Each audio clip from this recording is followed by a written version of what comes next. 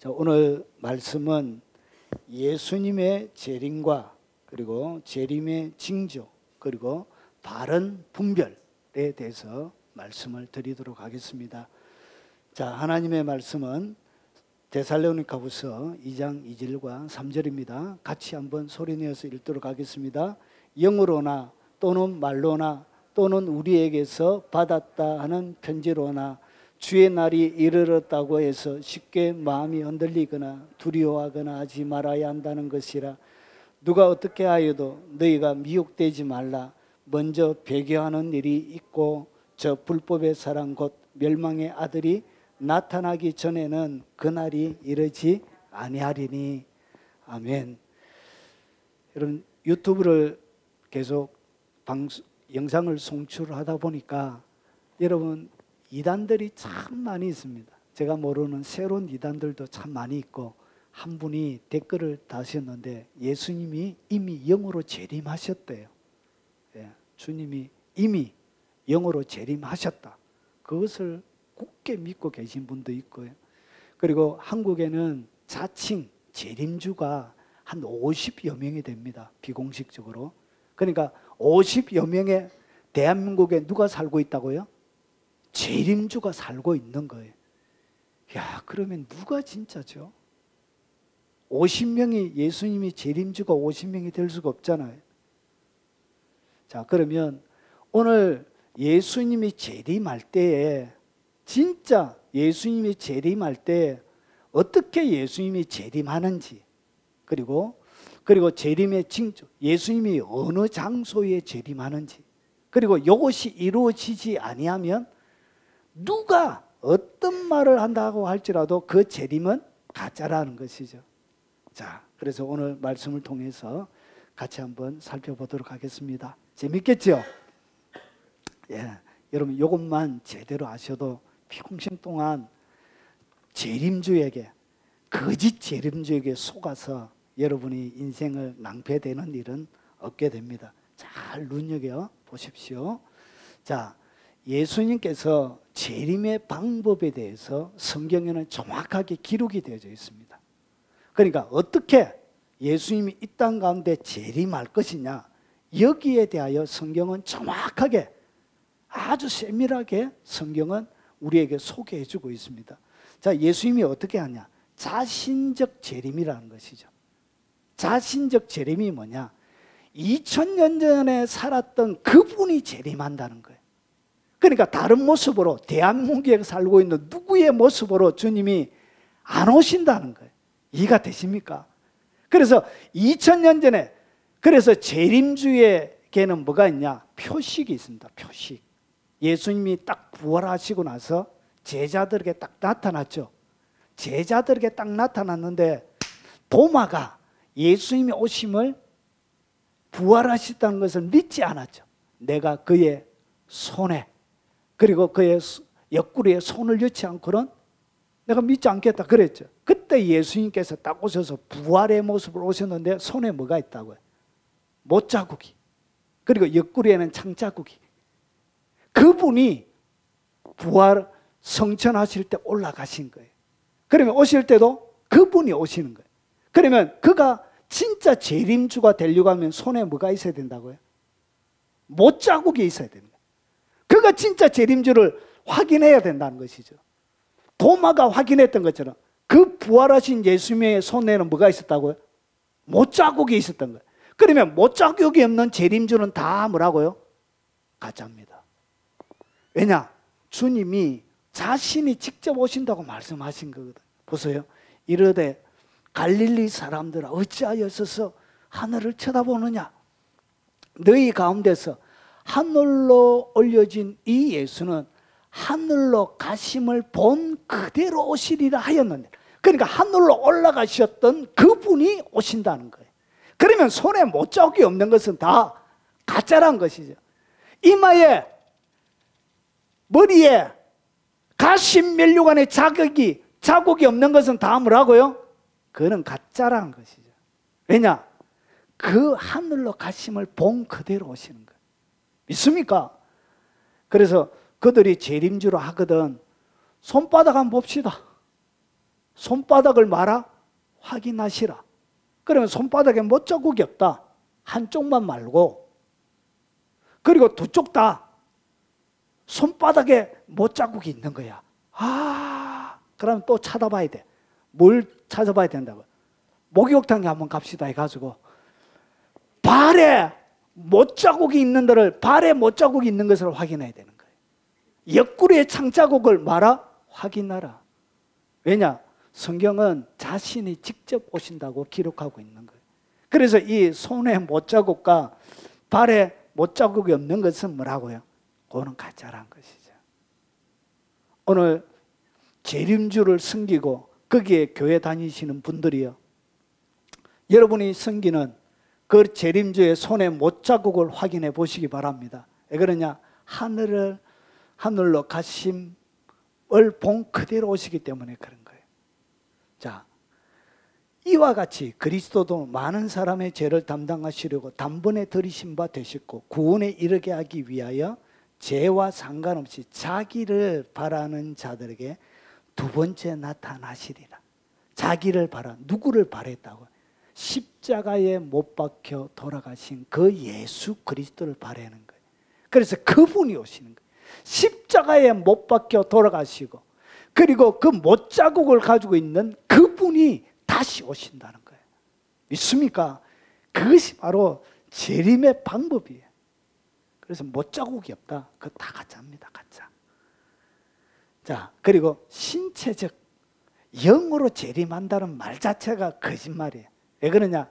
예수님의 재림 때는 주님이 성경에는 뭐라고 기록되어 있냐면 보세요. 이와 같이 그리스도로 많은 사람의 죄를 담당하시러 단번에 들이신 바 되셨고 구원에 이르게 하기 위하여 죄와 상관없이 자기를 바라는 자들에게 두 번째 나타나셨느니라. 결국은 많은 사람의 죄를 담당하기 위해서 그분이 십자가 지셨던, 몸으로 십자가 지셨던 것과 똑같은 방식으로 어떻게 되냐? 몸으로 이 땅 가운데 온다는 거예요. 몸으로. 그래서 예수님의 재림은 영으로 재림했다는 얘기 자체가 다 뭐라고요? 그는 다 거짓말이라는 거예요. 왜냐? 자기를 바라는, 오늘 자기를 바라는 그분이 누구라고? 사람의 죄를 대신하여 십자가에 돌아가신 그 예수. 자기를 바라는 자들에게 두 번째 나타나시리라. 결국은 무엇으로? 몸으로 온다는 거예요. 몸으로. 그래서 영으로 임재했다고 믿는 성도님, 그 거짓말이에요. 거짓말. 영으로 예수님이 재림하지 않습니다. 무엇으로 재림한다고요? 몸으로 똑같은, 올라가셨던 그 똑같은 동일한 몸으로 재림하시지 영으로 재림했다. 이런 얘기는 성경 자체에 지지를 하는 구절이 하나도 없어요. 그리고 가견적으로 재림합니다. 가견적으로 재림한다는 얘기는 뭐냐? 보십시오. 이 말씀을 마치고 그들이 보는데 올려져 가시니. 그러니까 주님이 성천하실 때 눈으로 보이게 올라가셨지요. 그리고 나서 보십시오. 하늘로 가심을 본 그대로 오시리라. 본 그대로 오신다는 것은 사람이 뭐 한다고요? 눈으로 볼 수 있다는 거예요. 그래서 영으로 임하는 게 아니고 눈으로 볼 수 있도록 임한다는 거예요. 그때에 인자의 징조가 하늘에서 보이게 했고 그때 땅의 모든 족속들이 통곡하며 그들이 인자가 구름 타고 능력과 큰 영광으로 오는 것을 말이라 보리라. 그러니까 이 예수님이 재림할 때는 모든 족속이 어떻게 한다고요? 동시다발적으로 다 보게 돼요. 그래서 영으로 임재한다는 그 말 자체가 잘못된 얘기란 거예요. 눈으로 어떻게 가견적으로 눈으로 볼 수 있도록 예수님이 임한다는 것이. 그래서 TV나 예수님이 재림할 때 여러분이 TV를 통해서 여러분 다 예수님의 재림을 막게 된다고요. 보게 됩니다. 모든 족속들이. 그래서 땅의 모든 족속들이 통곡하며. 왜 통곡하죠? 그분이 진짜 오신 거예요. 그분이 말씀하신 대로 진짜 와버린 거예요. 안 믿었는데, 예수 안 믿었는데, 그 말을 무시하고 살았는데 그게 진실이었던 거예요. 그래서 뭐 한다고요? 기회가 없어진 거예요. 그래서 통곡하는 거예요. 왜 통곡하냐? 그들이 본 거예요. 오는 것을 말이라 보리라. 그래서 예수님의 재림은 가견적으로 눈으로 모든 족속이 보이도록 오십니다. 자, 그리고 예수님은 돌연적으로 옵니다. 돌연적으로 온다는 얘기는 갑자기 예수님의 재림은 누구만 알죠? 아버지만 아는 거예요. 그래서 보세요. 이러므로 너희도 준비하고 있어라. 생각지 않은 때에 인자가 오리라. 전혀 생각하지 못했던. 그리고 주의하고 깨어 있으라. 그때가 언제인지 알지 못함이니라. 내가 도둑같이 오리니. 여러분, 이 요한계시록 16장 15절은 아주 독특한 구절이에요. 왜 독특한 구절이냐? 여러분, 요한계시록 16장은 대접 재앙에 대한 부분에 나옵니다. 그런데 이 요한계시록 16장 15절에 보면 앞뒤 문맥이 어떻게 되어 있냐면 6번째 대접과 그리고 7번째 대접 사이에 여러분의 성경을 보면 빨간색으로 16장 15절이 기록이 되어져 있습니다. 그런데 앞뒤 문맥을 보면 6번째 대접은 아마케톤 전쟁에 대한, 그러니까 전쟁으로 열국의 왕들을 이렇게 새 더러운 개구리와 같은 영들이 어떻게 하냐, 열국의 왕들을 꼬셔가지고 아마케톤으로 전쟁을 일으키는 그 유브라데 강이 길이 준비되어지는 그 내용이 6번째 대접에 나와요. 그런데 7번째와 이 16장 15절은 전혀, 이제 7번째 대접은 온 땅이 대거 창세 이후로 없었던 지진을 통하여 땅이 갈라져요. 이제 지구가 심각한 파괴 정도의 그런 상태를 맞이하게 돼요. 그런데 왜 16장 15절에 갑자기 그 가운데 들어가 있냐? 그래서 이 6번째 대접과 7번째 대접 사이에 뭐가 있다고요? 예수님의 재림이, 예수님의 재림이 있을 가능성이 많이 있습니다. 왜 그러냐? 이 16장 15절은 6번째와 7번째 사이에 문맥의 연결이 하나도 안 돼요. 갑자기 생뚱맞게 15절이 딱 들어가 있어요. 자, 이것은 설명하자면 너무 길고, 그래서 주님께서 어떻게 한다고? 돌연적으로 임한다는 것이. 그래서 깨어 있어야 된다는 것이죠. 이거는 편안하다고 편안한 게 아니에요. 자, 그리고 영광적, 성리적 재림입니다. 이 얘기는 뭐냐면 예수님의 재림이 어린아이처럼 말구유에, 그러니까 말 밥그릇에 태어나가지고 누구나가 말조차도 그 말 밥그릇에 가까이 갈 수 있도록 친근한 그런 왕으로, 그런 아기로 오는 게 아니에요. 예수님이 오시면 이렇게 얘기합니다. 그가 강림하실 때 그리스도에게 속한 자요, 그 위에는 마지막이네. 그가 모든 통치와 모든 권세와 능력을 멸하고 나라를 아버지 하나님께 바칠 때라. 그가 모든 원수를 그 발 아래 둘 때까지 반드시 왕노릇 하시리니. 결국은 예수님이 마지막 재림할 때는, 재림 때는 어떻게 하냐, 모든 원수를 그 발 아래 둘 때까지 반드시 주님이 뭐 한다고요? 왕노릇 하시면서 만왕의 왕으로, 만주의 주로 임합니다. 그래서 이 예수 그리스도께서 강림하실 때 그가 모든 통치와 모든 권세와 능력을 어떻게 한다고요? 멸하는 일이 일어난다는 거예요. 그러니까 세상 가운데 있는 모든 통치, 나라를 어떻게 한다고요? 예수님이 딱 재림하면 무너지게 된다는 거예요. 그런 일이 예수님의 재림 때 반드시 일어나게 되어집니다. 그런데 이런 일이 일어났습니까? 안 일어났습니까? 안 일어난데 한국에는 50명의 재림주가 있는 거예요. 이렇게 영광스럽게 주님이 임하십니다. 그리고 종말론적, 그리고 완성적으로 예수님이 딱 재림하면 완성이 돼요. 인자가 자기의 영광으로 모든 천사와 함께 올 때 자기 영광의 보좌에 앉으리니 모든 민족을 그 앞에 모으고 각각 구분하기를 목자가 양과 염소를 구분하는 것 같이 하여. 그래서 어떻게 되어진다고요? 그분이 완전한 재판관으로 이렇게 서게 되어집니다. 그래서 여러분, 종말론적, 완성적으로, 그러니까 그분이 오시면 모든 것이 어떻게 되어진다고요? 끝이 나는 거예요. 끝이. 그런데 여전히 주님이 재림했는데도 불구하고 여전히 나라가 계속되고 있죠. 재림주가 50명이나 왔으면 더 많이 이렇게 되어져야 되는데 여전히 나라가 존재하고 있는 거예요. 그러면 이 얘기는 뭐냐? 재림주가 아니라는 얘기예요. 자, 그러면 그리고 재림의 장소에 대해서도 성경은 기록해 놓고 있습니다. 여러분, 이 스가랴 14장을 여러분이 귀담아서 잘 봐야 합니다. 왜 그러냐? 이 스가랴 14장은 보십시오. 예수님의 오심을 여러분이 피부로 확인할 수 있는 결정적인 증거가 돼요. 보십시오. 여호와의 날이 이르리라. 그날에 내 재물이 약탈되어 내 가운데서 나누이리라. 자, 내가 이방 나라들을 모아 예루살렘과 싸우게 하리니. 여러분, 예루살렘이 AD 70년에 티토 장군을 통해서 완전히 무너졌죠. 그리고 1948년도에 회복이 되어졌죠. 자, 그러면 예수님의 오심과 맞물려져 있는 하나의 사건이 뭐냐면 보십시오.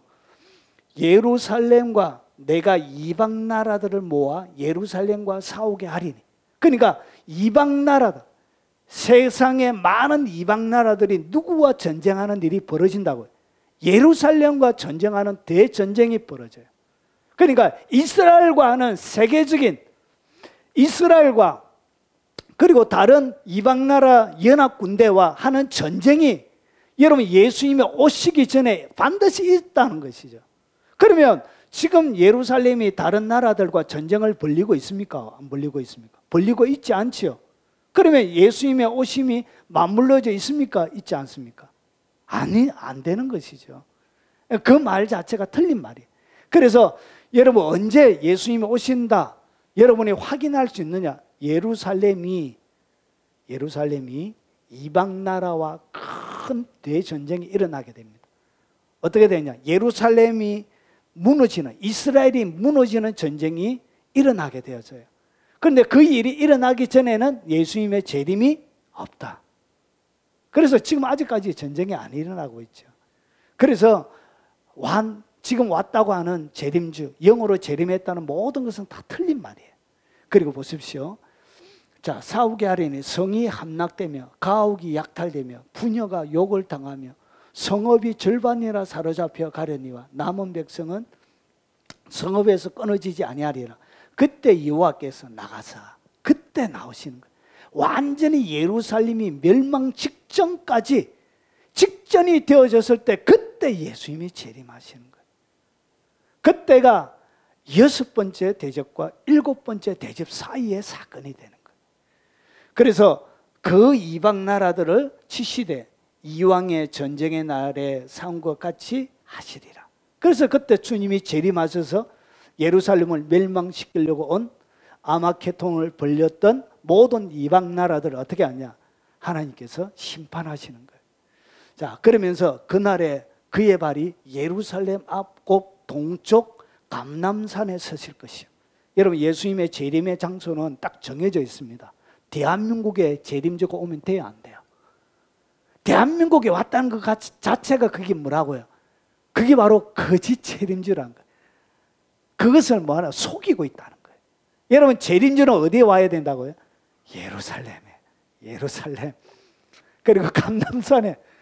오늘 여기서 감람산에 그의 발이 서실 것이라고 성경은 정확하게 기록이 되어져 있습니다. 그래서 대한민국에 태어난, 대한민국에 재림주라고 있는 모든 재림주는 다 가짜란 것이죠. 왜냐?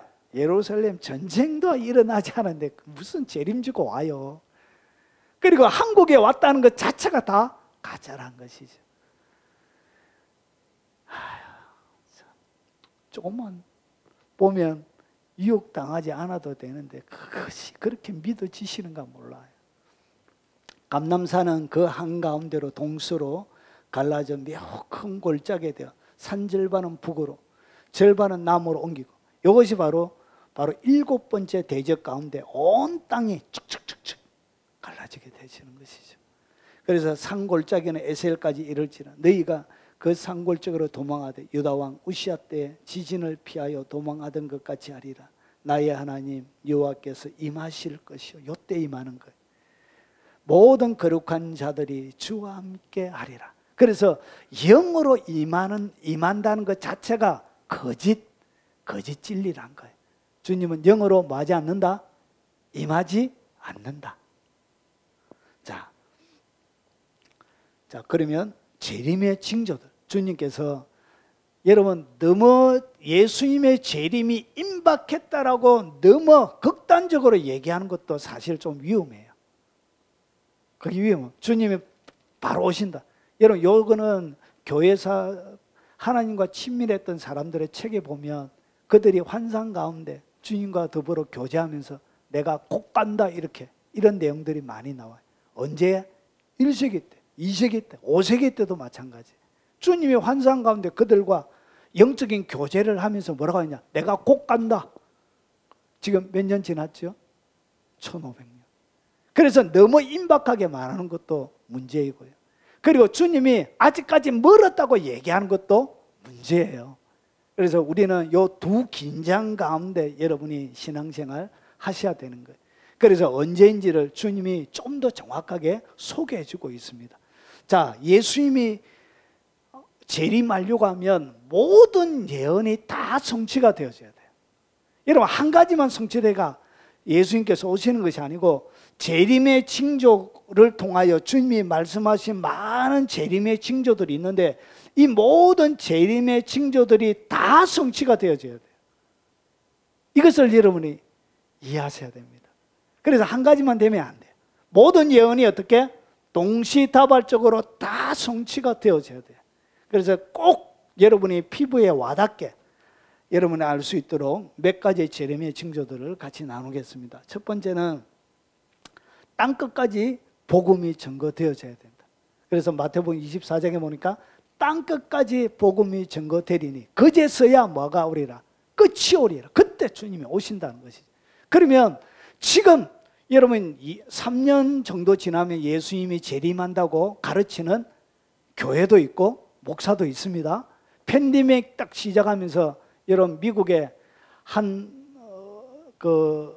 거기에 선교단체에서는 그때 빨리 집 다 팔고, 진짜입니다. 실화입니다. 예수 통신인가 어딘가 그게 언뜻 지나가다가 유튜브에 탁 알고리즘으로 딱 올라와서 제가 보니까 빨리 팔으래. 그건 2년 전에 팬데믹 시작하니까 이제 주님이 뭐 시작했다고? 재림의 카운트다운이 시작됐다면서 성도들에게 그분이 뭐 했냐? 집 팔고 빨리 광야로 가라 그러더라고. 아유. 재림의 징조가 안 이루어졌잖아요. 재림의 징조가. 딱해요. 그래서 보세요. 땅끝까지 복음이 전거되어져야 돼요. 자, 그러면 지금이 어느 정도까지 와 있는지 한번 보겠습니다. 이 천국 복음이 모든 민족에게 정언되기 위하여 온 세상에 전파되리니 그제야 끝이 오리라. 주님이 직접 하신 말씀이에요. 그때 끝이 오는 거예요. 그러면 지금 이 전 세계 가운데 복음화율이 어떻게 되어져 있는지 한번 보겠습니다. 이것은 2021년 1월호입니다. 그러니까 1년 전에 최근 데이터들이 그렇게 많이 없어서 제가 1년 전에 걸 가져왔습니다. 한국선교연구원에서 발간되어져 있는 세계 선교 기도 제목 가운데 한 부분입니다. 세계 약 22억의 미전도 지역 사람들 해서 아직까지 22억의 사람들이 뭘 듣지 못했다고요? 복음을 듣지 못했습니다.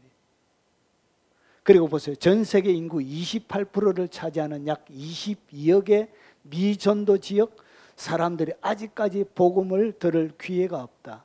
그중 대부분 이슬람권, 힌두교권, 불교권 국가들에 위치하고 있다. 갈수록 선교 상황이 어려워지고 있는 미전도 지역을 위해 교회 선교단체가 이들에 위한 선교 역량을 집중하여 복음화의 열매를 맺을 수 있도록 기도하자. 그러니까 기도 제목 가운데 그들의 통계를 낸 그 통계를 얘기하는 거예요.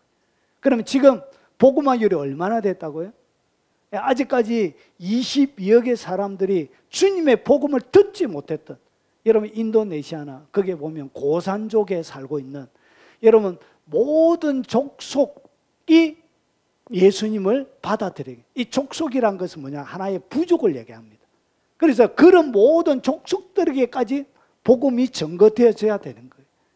그런데 아직까지 증거되어지지 않은 사람들이 아직까지 이렇게 많이 있습니다. 그리고 여러분 365일 기도로 세계 품기 2021년에 나와 있는 365일 동안 기도 제목, 선교의 기도 제목에 나와 있는 내용입니다. 이것이 첫 번째 제1일에 기도해야 되는 기도 제목이 나오는데 여기 보십시오. 전 세계 어느 종족 그룹, 전 세계 언어가 다른 종족이 17,400여 개가 있대요. 전 세계 언어가 다른 게 17,400개. 그리고 미전도 종족이 지금 얼마나 있다고요? 7,400개. 아직까지 복음이 땅 끝까지 전거되어졌습니까? 안 되어졌습니까? 아직까지 멀었죠. 이게 1년 전에 기도 제목에 대한 책이에요. 아직까지 복음화율이 어떻게 되어졌다고요? 약 25% 정도는 아직까지 남아있는 것이죠. 여기는 42.5%가 아직까지 뭐 하지 못했다고요. 복음을 한 번도 듣지 못했던 사람이 있는 거예요, 아직까지.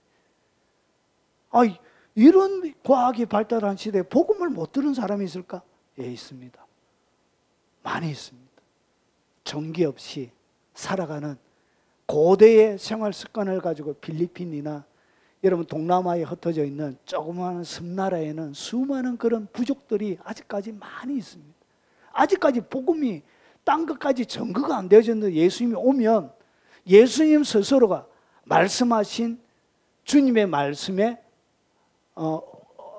말씀이 맞지 않게 되어지는 거예요. 그런 일은 없습니다.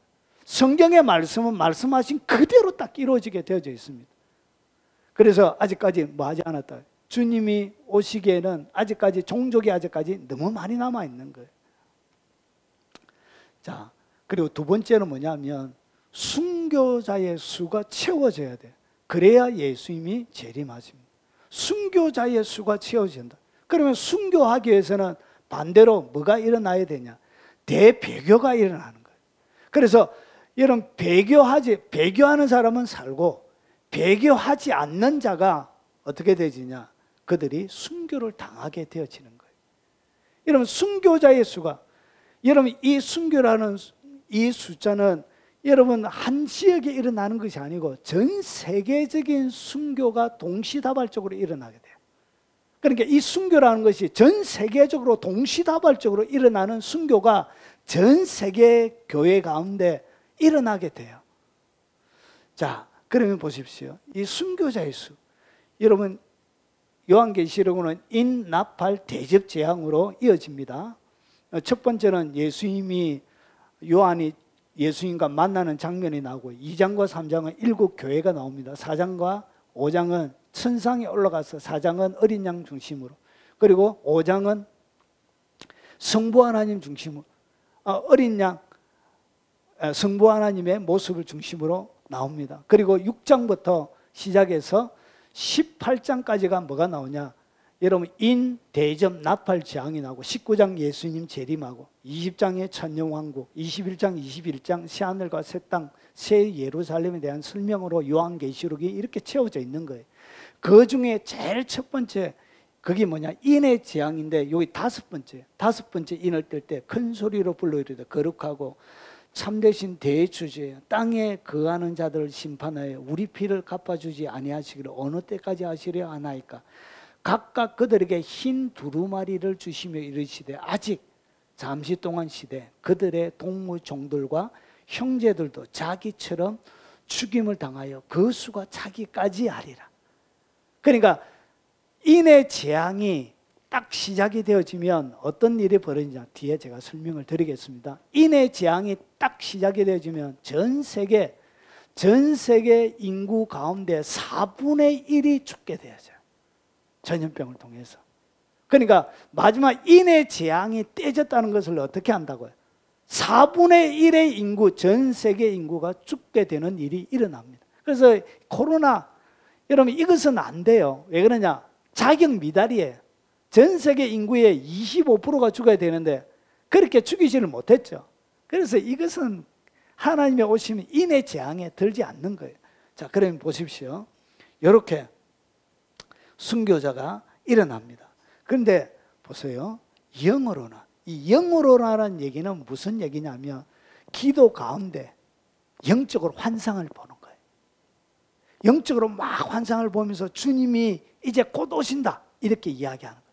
그리고 영적인 기도 가운데, 그리고 천국에 이끌려서 가든지 해서 갑자기 천사가 자기에게 나타난, 천사가 갑자기 나타나가지고 어떻게 했냐, 예수님이 언제 오신다 이렇게 딱 가르치는, 이런 모든 것들을 얘기하는 거예요. 그러니까 영적인 경험을 통하여 체험하는 주님의 오심을 받는 것을 얘기하는, 그것을 갖다가 무수로 영어로,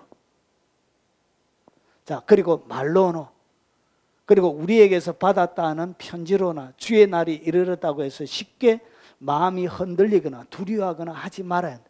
그래서 주님의 날이 이르렀다고 해서 뭐 하면 안 된다고요. 마음이 흔들리거나 두려워할 필요도 없다는 거예요. 자, 누가 어떻게 하여도 너희가 미혹되지 말라. 먼저 뭐가 있다고요? 미혹. 대배교할 수 있는 전 세계적인 미혹을 얘기합니다. 이것은 한 나라 가운데 한 이단이 일어나서 하는 것 말고 전 세계적으로 동시다발적으로 일어나는, 그러니까 법을 그렇게 만드는 거예요. 법을. 마치 우리나라에 팬데믹 할 때 교회에 모이지 못하도록 막 이렇게 법령을 만들고 이렇게 제안하고 그랬죠. 그와 똑같이 믿지 못하게 배교, 그래서 미혹하게 하는 그런 수많은 법령들을 만들어내는 거예요. 그래서 미혹하지 말라. 먼저 뭐가 있다고? 배교하는 일이 먼저 일어난다. 전 세계 교회 가운데 뭐가 일어난다고요? 배교가. 그래서 배교를 일어나면서 뭐가 일어나냐? 교회가 눈에 보이는 유형 교회는 이제 없어져요. 눈에 보이는 이렇게 모이는 교회는 이제 더 이상 존재하지 않게 됩니다. 왜 그러냐? 있을 수가 없는 거예요. 있으려고 하면 뭐 해야 된다고? 배교하고 교회로 모여야 되는 거예요. 배교한 자들만 뭐 할 수 있다고? 예배 드릴 수 있게 되는 거예요. 마치 중국의 제3자 교회처럼 그렇게 된다는 거예요. 북한에 장대인 교회를 재건했지요. 선전종으로. 그렇게 된다는 거예요. 그래서 배교하는 자들만 눈에 보이는 교회 갈 수 있고 진짜 신자들은 다 숨어서 들어가게 돼요. 그래서 뭐가 먼저 일어난다고요? 집단적인 전 세계적인 배교가 먼저 일어납니다. 그런데 전 세계적인 배교가 지금 일어났습니까? 안 일어났죠. 그래서 그 얘기 자체가 거짓말이라는 거예요. 그리고 이 배교와 같이 일어난 것이 뭐냐? 저 불법의 사람과 멸망의 아들이 나타나기 전에는 그날이 이르지 아니하리라. 누가 나타나야 된다? 적그리스도가 역사 가운데 딱 등장해야 드디어 카운트다운이 시작이 되는 거예요. 아직까지 적그리스도가 공개적으로, 여러분 적그리스도라고 해서 나타납니다. 적그리스도라고 해서 나타납니다. 공개적으로. 예. 자, 그래서 뭐가 일어난다고요? 대배교를 통해서, 그리고 나서 여러분 순교자의 수가 대거 일어나게 되었습니다. 자, 그리고 적그리스도가 뭐 해야 되냐? 출현하게 되었습니다. 보십시오. 적그리스도가 출현해야 되는데 보세요. 요한계시록 17장 7절에 보면 천사가 이르되 왜 놀랍게 여기느냐? 내가 여자와 그가 탄 7머리와 10뿔을 가진 짐승의 비밀을 내게 이르리라. 여자는 뭐냐면 엄녀를 얘기합니다. 엄녀가 누구를 탄다고요? 7머리와 10뿔을 가진 짐승. 7머리. 그러니까 머리가 7개. 그리고 이 7개 머리 가운데 뿔이 몇 개라고요? 10개가 있는 그 짐승을 탄다는 것이에요. 여러분 잘 보세요. 여러분 엄녀가 이 7머리 용의 짐승을 딱 탄다는 얘기는, 여러분 이 7머리와 10뿔을 가진 이 비밀은 뭐냐면 결국은 정치를 얘기합니다. 정치. 적그리스도를 얘기합니다. 적그리스도가 정치적인 인물입니다. 그래서 뭘 등에 업는다고요? 엄녀를 등에 업고 그들이 일을 하는 거예요. 엄녀는 뭐죠? 종교를 얘기합니다. 종교. 그래서 정치가 뭘 업는다고요? 종교를 등에 딱 업고, 그래서 거짓 선지자들이 드러나는 거예요. 거짓 선지자들이 뭐하냐? 이 적그리스도의 사역을 지지하고 이 적그리스도의 사역을 같이 하게 되는 거예요. 자, 그러면 여기서 여러분 이 7머리와 10뿔에 가진 짐승의 비밀이 뭐냐? 보세요. 7왕이라. 그러니까 7머리는 누구라고요? 7왕이래요. 그런데 잘 보세요. 여기에 다섯은 뭐였다고요? 망했대요. 그러니까 요 머리가 7개가 있는데 5은 망했고, 그리고 하나는 있고, 그러니까 지금 하나가 있고, 그리고 잘 보세요. 다른 하나는 아직 이르지 아니하였으나 이르면 반드시 잠시 동안 머무리라. 그러니까 동시에 머리가 7개가 있는 것이 아니고 시대마다 뭐가 있다고요? 머리가 하나가 있는 거예요. 그러니까 하나는 있고, 이 하나가 있다는 이야기는 뭘 얘기하냐면 이 사도 요한이 살고 있던 그 시대를 얘기하는 거예요. 그 시대에 뭐가 있다고요? 하나가 있는 거예요. 5은 망했대요. 그러면 이 5이 뭐냐? 이 5은 망하고 지금 없고 지금은 뭐만 있다고요? 한 머리가 있는 거예요. 그러면 이 5이 뭐냐? 역사 가운데 머리가 되려고 하면은 뭘 해야 되냐? 예루살렘을 잡아먹어야 그것이 머리가 돼요. 예루살렘을 잡아먹어야만이 머리가 돼요. 이스라엘 백성들을 잡아먹어야만이 그것이 역사 가운데 머리가 되는 거예요. 그래서 이스라엘 잡아먹은 역사의 첫 번째 머리는 뭐죠? 애굽입니다. 그 다음에 아수르입니다. 아수르. 그 다음에 바벨론, 페르시아, 메데, 바사라 그러죠. 그리고 그 다음에 나오는 것이 뭐냐? 그게 바로 헬라입니다. 그리고 여기 보니까 하나가 있고, 지금 하나가 있는 것이 뭐라고요? 로마 시대를 얘기하는 거예요. 그래서 7개가 동시에 있는 게 아니에요. 시대마다 머리가 하나가 있는 거예요. 이거 무슨 말씀인지 이해가 되시죠? 그래서 마지막 하나가 딱 남아 있는 거예요. 지금 역사 속에. 그것이 뭐냐? 바로 적그리스도의 나라가 되는 거예요. 적그리스도가 세우는 로마와 같은 적그리스도의 나라가 딱 세워지게 되는 거예요. 그러면 이 적그리스도가 딱 되려고 하면, 그가 머리가 되려고 하면 누구를 잡아먹어야 된다고요? 예루살렘을 잡아먹어야 되는 거예요. 그래서 예루살렘을 뭐 한다고요? 공격하게 되는 거예요. 왜냐? 그래야 잡아먹어야만이 그가 진정한 머리가 되는 거예요. 자, 그래서 이 적그리스도가 딱 등장하면서 똑같이 동일하게 하나가 딱 등장해야 되는데, 그것이 뭐냐? 예루살렘이 회복이 돼야 돼요. 예루살렘이 진짜 회복되는 것은 뭐가 회복되냐? 예루살렘의 성전이 회복이 돼요. 그러니까 제3번째 성전이 회복이 되는 거예요. 이런 왜 3성전이라 그러냐면, 유대 나라에는 원래 성전이, 여러분 성경에 보면 3가지죠. 솔로몬 성전, 그 다음에 바벨론 포로에서 돌아와서 516년에 만드는 스룹바벨 성전, 이것이 2번째 성전이에요. 그런데 헤롯이 또 성전을 만들죠. 그런데 왜 이 헤롯 성전을 갖다가 3성전이라 부르지 않느냐? 스룹바벨 성전을 어떻게 했다고요? 리모델링인 거예요. 리모델링 확장 공사를 한 거예요. 그래서 이것은 2번째, 그냥 2번째 스룹바벨 성전으로 들어가는 거예요. 그래서 마지막 지금 존재하지 않는 뭐가 세워져야 되냐? 예루살렘 성전이 세워져야 되는 거예요. 그러면 마지막 예수님의 카운트다운이 시작이 되려고 하면 지금 예루살렘이 없는 뭐가 세워져야 된다고요? 하나님의 성전이 세워져야 되는 거예요. 지금 성전 재료들은 준비가 거의 다 됐습니다. 3성전을 세울 수 있는 재료들은 거의 준비가 된 걸로 그렇게 보통 알고 있습니다.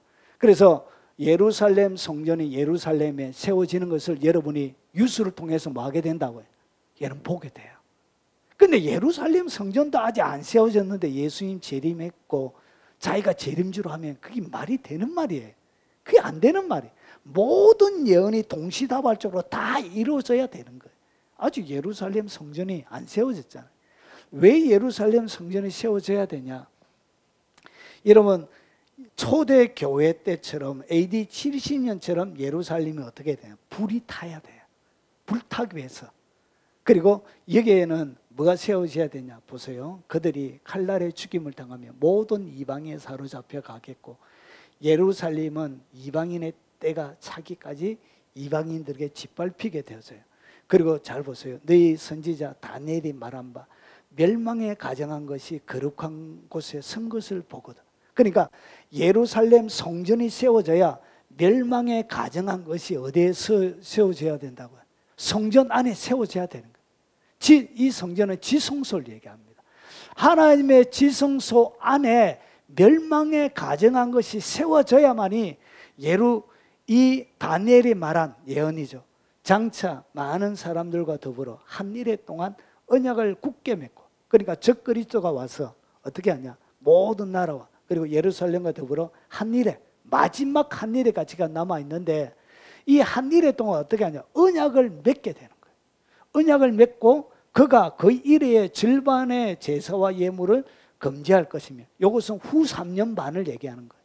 후 3년 반이 딱 지나면, 후 3년 반이 지나는 타이밍이 언제냐면, 멸망에 가정한 것이, 거룩한 것에 딱 세워지는 것이 뭐라고요? 후 3년, 전 3년 반이 지나고 후 3년 반 시작점이에요. 그래서 포악하여 가정한 것이 날개를 의지하여 설 것이며, 그래서 가정한 것이 날개가 뭐죠? 하나님의 지성소 가운데 그룹이 서놓아져 있죠. 거기에다가 뭐가 세워진다고? 우상이 세워지는 거예요.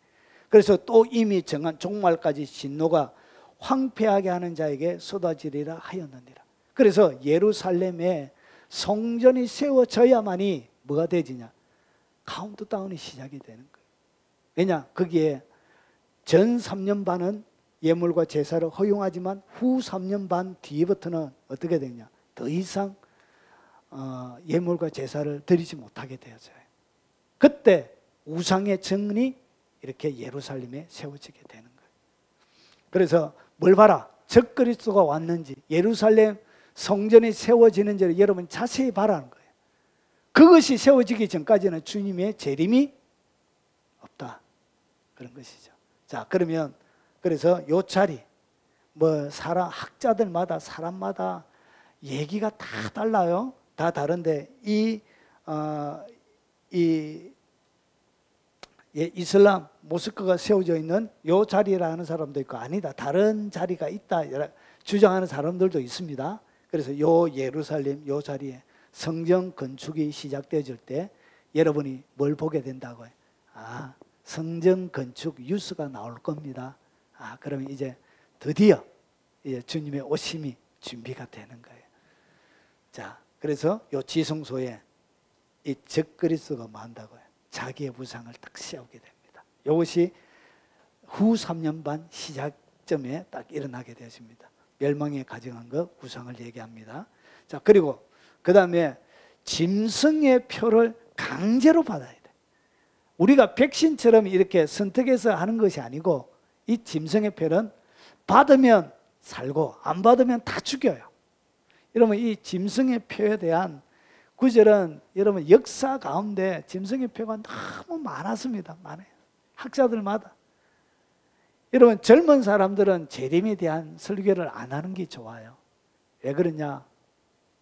젊은 사람들은 자기가 거짓말한 것을 자기가 뼈아프게 봐야 되는 거예요. 그래서 마지막에 대한 설교는 나이 드신 분들이 보통, 청교도 목사님들은 젊은 사람들은 마지막 설교하지 마라, 나이 든 사람에게 맡겨라. 왜 그러냐?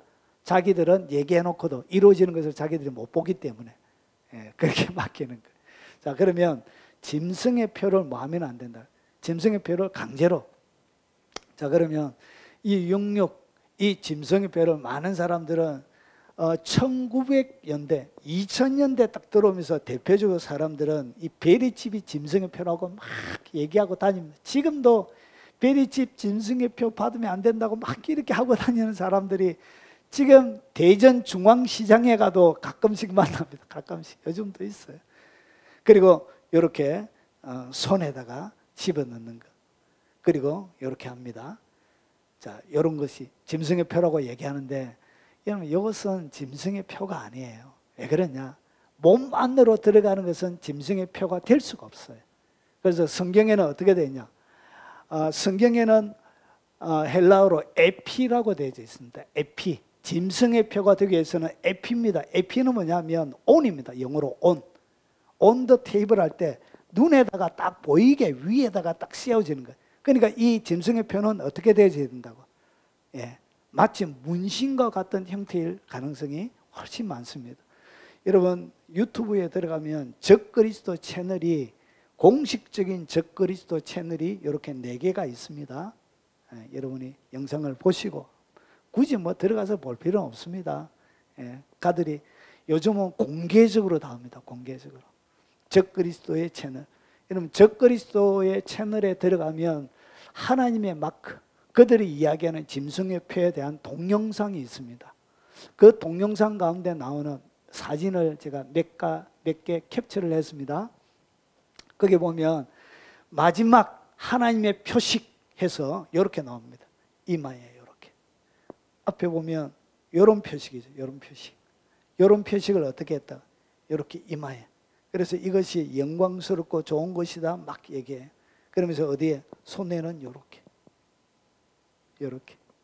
이마에, 손에. 그래서 안에 들어가는 게 이런 거는, 여러분 사도 요한은 주사기 이런 거 몰랐어요. 주사기 이런을 몰랐어요. 안에 들어가는 것은 짐승의 표의 자격의 탈락이에요. 탈락. 이런 것이 여러분 적그리스도 채널에 이렇게 되어져 있는 거예요. 그들이 성경처럼 이렇게 여기에 기술 나노 기술들이 다 들어가서 뭐예요? 위치 추적부터 다 되는 것이죠. 이렇게. 여러분 이것이 또 여러분 원래 적그리스도가 하는 것이 거짓말이기 때문에 이것도 믿을 필요가 없어요. 그냥 참고만 하시라는 거예요. 참고만. 그러면 진짜 이것이 짐승의 표, 적그리스도의 표가 되려고 하면 몇 가지 자격 조건을 만족시켜야 돼요. 자, 첫 번째. 그래서 여기 보면 삼각형 두 개를 거꾸로 씌워놨습니다. 영어로 이렇게 적어 놓죠. 이게 뭐냐? 신의 공식 상징이에요. 다윗의 별이죠. 다윗의 별. 그래서 신의 상징. 이렇게 해서 하나님. 예. 그리고 이것이 뭐냐? 신의 공식 이름이래요. 공식 이름. 이것은 하나님이라고 얘기하는데 진짜 하나님이 아니죠. 누구? 적그리스도를 얘기하는 것입니다. 이것은 뭐냐면 큐브입니다. 큐브. 이것은 뭐냐면 심플이죠. 휘장. 신의 공식 휘장. 이 휘장은 나비르브, 나비르라고 보통 그렇게 부릅니다. 예, 이런 이야기들이 영상으로 이렇게 쫙 나오고 있습니다. 자, 그러면 진짜 짐승의 표가 되기 위해서는 어떤 조건을 만족시켜야 되냐? 표가 없으면 죽어야 돼. 이런 백신이 짐승의 표가 될 수 없는 것은, 여러분 백신 안 맞았다고 여러분 죽입니까? 안 죽이죠. 그래서 자격이 안 되는 거예요. 이런 거. 그래서 음모론을 주장하는 수많은 사람들, 너무 지나치게 극단적으로 나가는 사람들은 이렇게 이런 것을 주장하시는 분들도 있어요. 여러분 성경대로 믿어요. 성경대로. 여러분 이 표가 없으면 죽여요. 죽여. 예, 후 3년 반이 딱 시작되어지면 짐승의 표, 여러분 요한계시록 13장에 보면 바다에서 올라오는 짐승이 있습니다. 그리고 여기 땅에서 양들처럼 생겼는데 두 뿔이 있는, 그것은 땅에 있는 짐승을 얘기하는데 그것은 이단 거짓 선지자들을 얘기하는 것이죠. 거기에 보면 13장에 짐승의 표에 대한 부분이 나와요. 표가 없으면 다 죽여요. 죽여요. 그래서 뭔가 이거 안 받으면 잡아서 죽이는 뭔가 일어난다. 그것이 뭐라고 해요? 그게 짐승의 표가 되는 거예요. 그리고 이 모든 계층의 사람들이 다 봐야 돼요. 그러니까 아주 높은 사람부터 아주 낮은 사람까지. 그리고 이것은 전 세계에 있는 모든 사람들이 다 받아야 되는 거예요. 몇몇 사람들이 받으면 안 되고, 여러분 돈 없으면 못 받는 그런 백신과 같은 이런 것이 되면 안 되고, 돈 없는 사람도, 아프리카의 가장 가난한 사람도 다 받는 것이 되어서야 이것이 짐승의 표가 되는 거예요. 그리고 이마나 오른손에, 그래서 몸 안으로 들어가는 게, 이런 것은 자격 탈락이에요. 탈락. 그리고 물건을 매매를 못하게 하는 것. 그러니까 이것이 없으면 물건을 매매하지 못하게 하는 것. 이런 백신 안 샀다고 이런 물건 못 삽니까? 그런 것은 아니죠. 예, 그런 것입니다.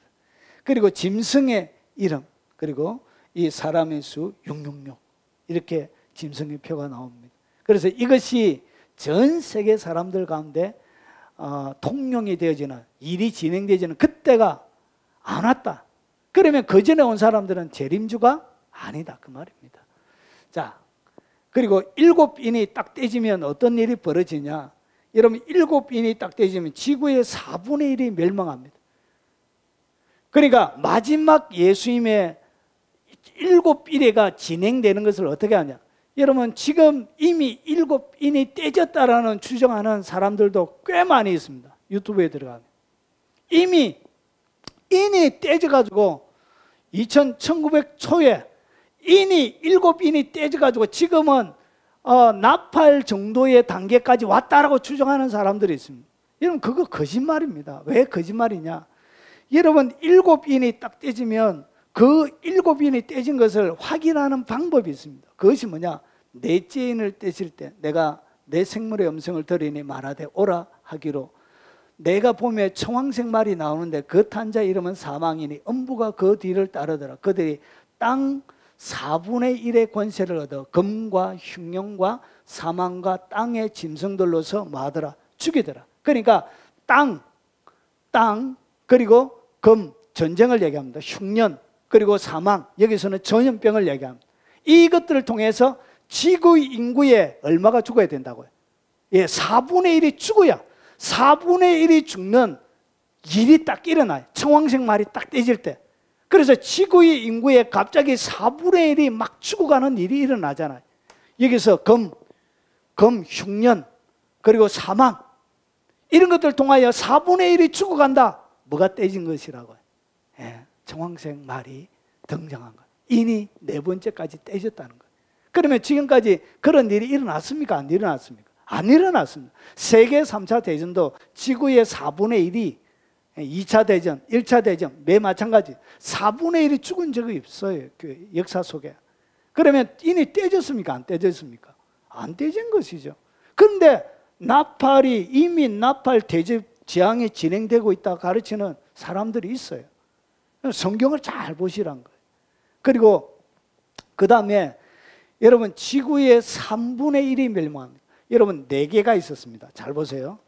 4개가 있는데 이 4개 중에 인재앙 때 어떤 일이 벌어지냐? 인재앙 때 하나가 딱 없어졌어요. 4분의 1이 없어졌죠. 그러면 몇 개가 남아있죠?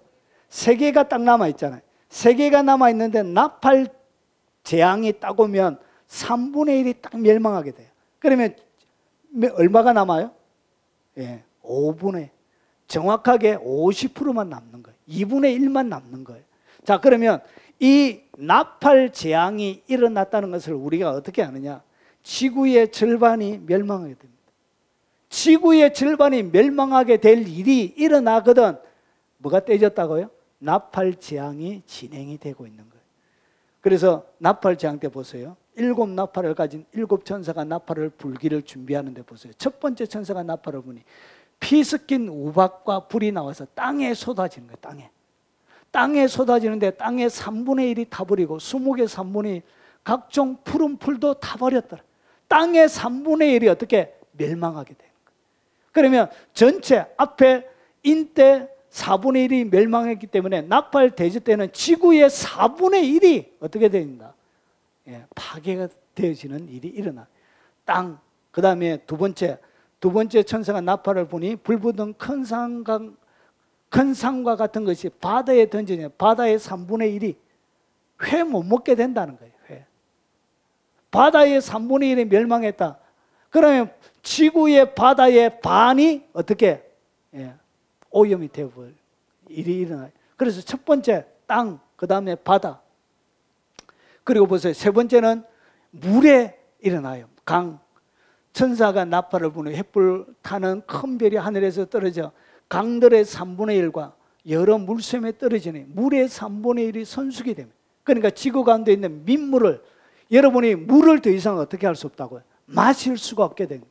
그래서 지구 전체의 물이 딱 반이 오염이 되어져서 더 이상 제대로 된 물을 마실 수가 없게 되어지는 일이 일어날 때 지구의 딱 5분의 딱 50%가 일어날 때 그때 뭐가 일어난다고요? 그때가 바로 나팔이 울려 퍼지기 때문에 일어나는 거예요.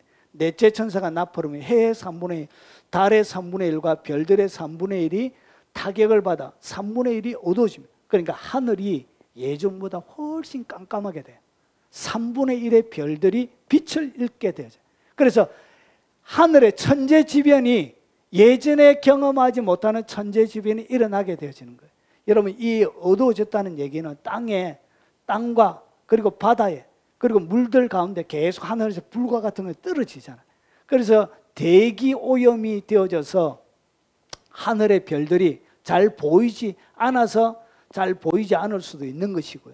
실제로 그렇게 될 수도 있는 그런 문제라는 것이죠. 그리고 나서 나팔이 불려질 때는 5개월 동안 무저갱에서 뭐가 나오냐? 황충기가 나옵니다. 황충기가 정갈 같은 권세를 받았는데 하늘에서 떨어진 별 하나가 있는데 무저갱의 열쇠를 받았고 거기에 큰 구멍에서 큰 화덕의 연기 같은 연기가 올라오며 해와 공기가 그 구멍의 연기로 말미암아 어두워지고 그리고 황충이 이렇게 올라와서 어떻게 하냐? 오직 이마에 하나님의 인치심을 받지 않은 사람들만 헤아라 하더라. 결국은 하나님의 인을 받지 않는 하나님의 사람 외에는 다 어떻게 되어진다고? 해를 받게 돼요. 죽지는 않아요. 5달 동안 괴롭게 하고 하시는데 결국은 전 세계에 5개월 동안 뭐가 일어난다고? 황충이 때문에 엄청난 고통을 당하는 일이 전 세계적으로 일어나게 되어져요. 이것이 뭐냐? 나팔재앙 때 일어나는 거예요. 그러면 나팔재앙 때 예수님이 오시기 전에 적어도 여러분 지구의 반 이상이 어떻게 파괴가 되어져야 되는 거예요. 그래야 예수님이 오시는 거예요.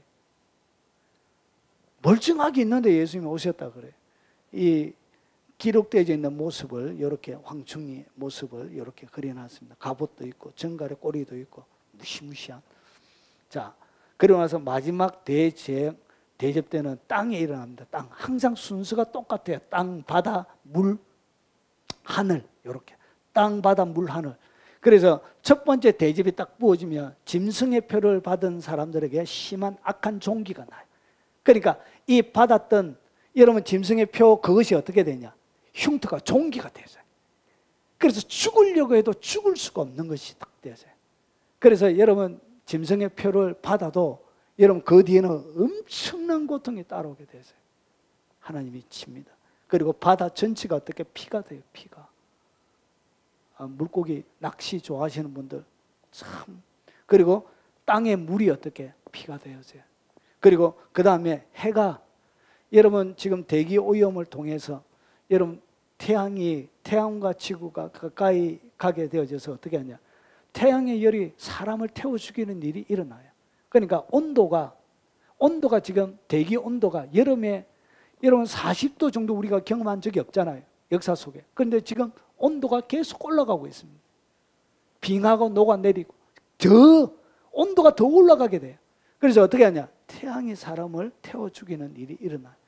그러니까 이렇게 되어지고 그 다음에 온도가 너무 많이 올라가고 하니까 인간이 만들었던 전력들이 어떻게 하냐? 터져버려요. 터져. 그래서 5번째 이 사람 이 마귀의 보좌가 어두워지는 거예요. 마귀의 보좌가 어두워진다는 것은 전기가 완전히 다 터져버린 거예요.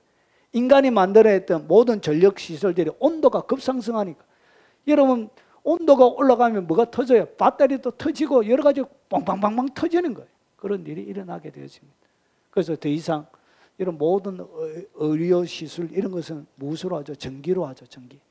그래서 엄청난 고통을 당하게 되는 거예요.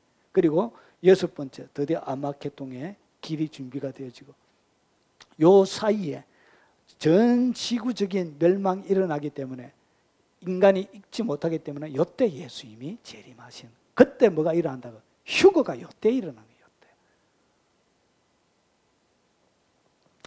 자, 마지막입니다. 그래서 우리 형제들이 요한계시록 12장 11절에 우리 형제들이 어린 양의 피 그리고 자기들이 정언하는 말씀으로서 이 어린 양의 피 신앙 고백이죠. 그들을 이겼으니 그들은 죽기까지 자기들의 생명을 아끼지 아니하였느니라.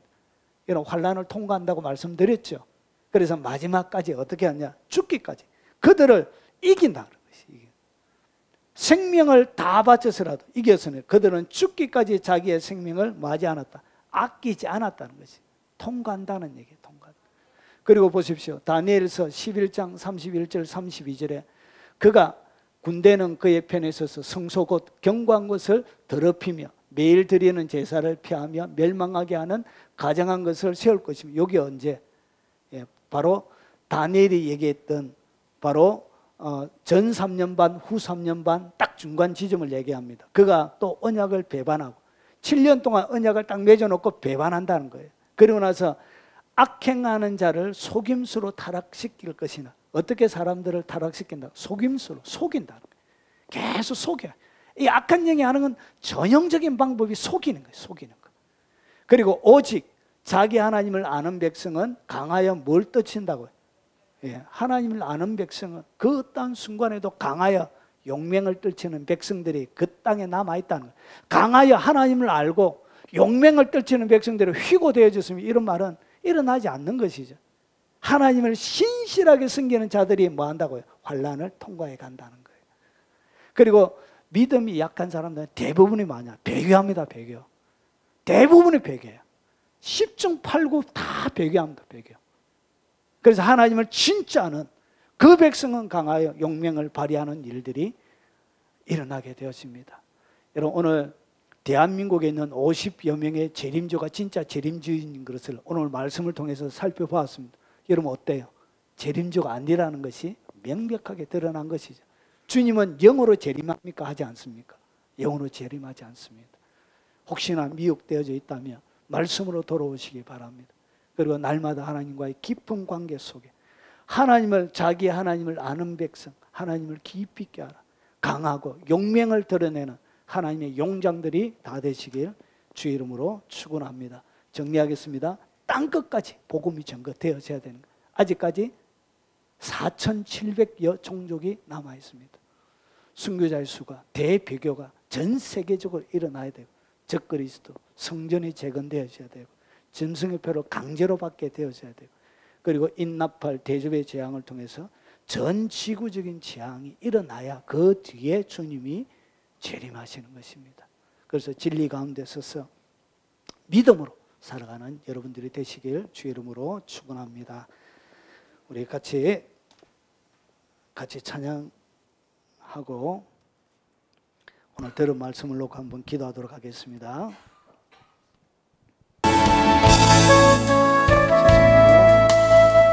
주 예수여 어서 오시옵소서.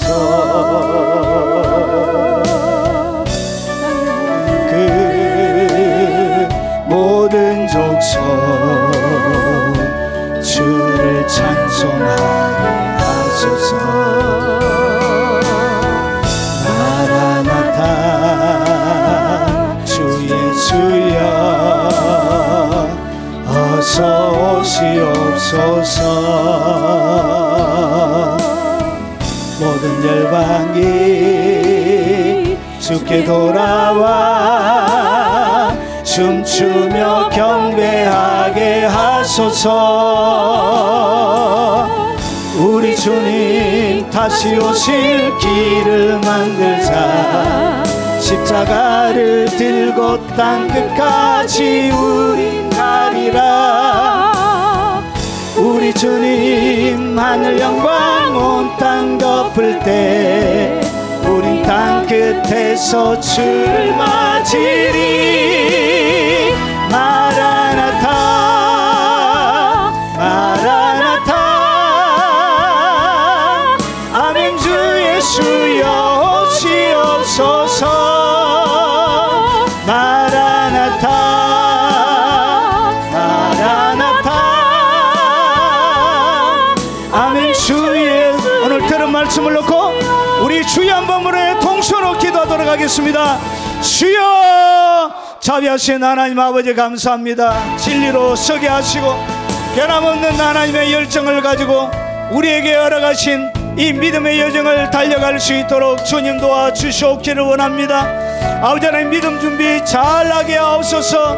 아버지 하나님 편안하다 편안하다 할 그때 아버지 하나님 우리에게 오실 그 주님 앞에 부끄럽지 않도록 하나님 늘 깨어서 아버지 주님을 맞이하는 주님의 정결한 신부가 되도록 하나님 역사하여 주옵시길 원합니다.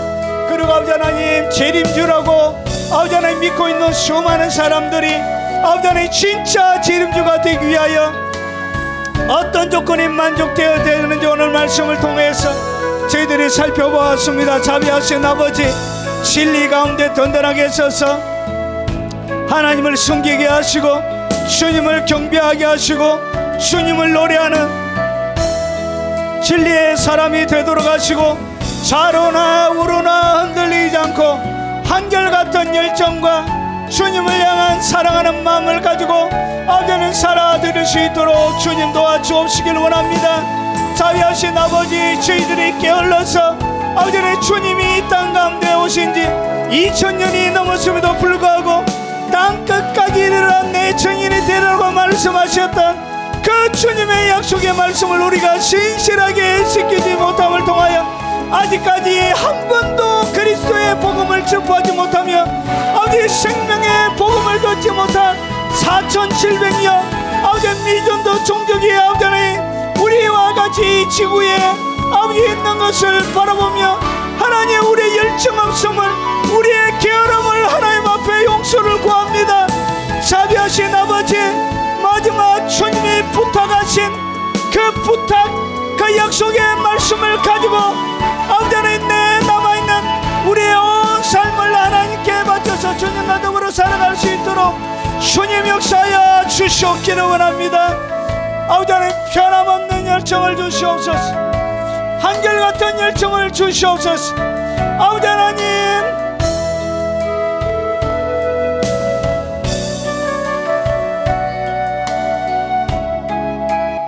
자비하신 아버지, 변함없는 열정을 가지고 주님을 섬겨가게 하시고 하나님 이 땅에 살아가며 주께서 우리에게 부탁하신 그 부탁의 말씀이 내가 존재하는 유일한 이유가 되도록 주님의 그 말에 아버지 메인 하나님의 사람이 되도록 역사해 주시옵소서.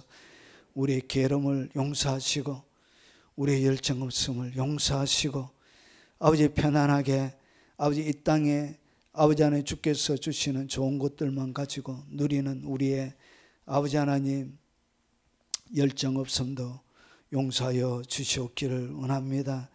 주님이 이 땅 가운데 세우신 목적을 이루어드리는 깊은 은혜의 교회가 되게 하옵소서. 자비하신 아버지, 모든 물질이 주님의 것임을 11조를 드림으로 고백합니다.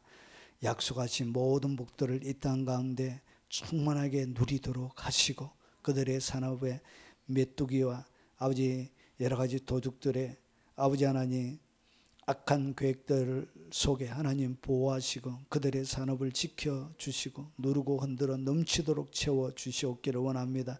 감사로 하나님 앞에 감사의 마음을 고백하는 그 아름다운 감사의 마음이 하나님에게 기쁨이 되게 하시고 즐거움이 되게 하옵소서.